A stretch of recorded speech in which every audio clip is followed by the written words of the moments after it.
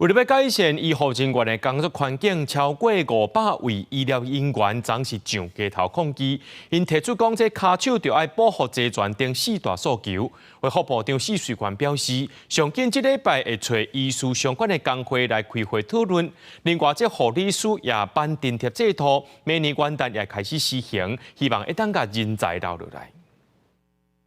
人力不足不过劳。为抗击医疗环境恶化，医护人力不够，薪水上过低过劳者的血汗职场环境。台湾医疗工会联合会自治发起大游行，超过500人行起行路。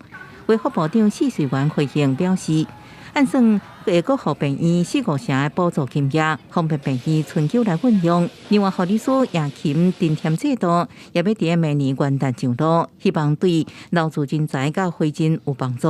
督导那这个医院来做一些改善。如果说他们的诉求的确是是合理的，那在职业环境上面有这种不公平的现象，那我们都会来督导。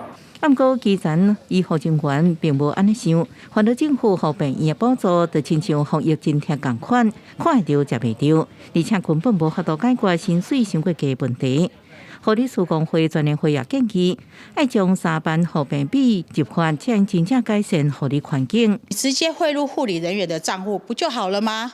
不是比较简单吗？为什么要再经过医院呢？经过医院的目的是什么？护理师每个月的补助以及3班护病比要尽快的优先通过。我想这个部分呢，才是真正的去吸引到护理人员留任的一个措施。针对医疗劳权的4大诉求，卫福部表示，已经邀请71个医师相关团体工会进行交流，按算这礼拜会阁找医师相关工会开会讨论，时间也在安排当中。记者综合报道。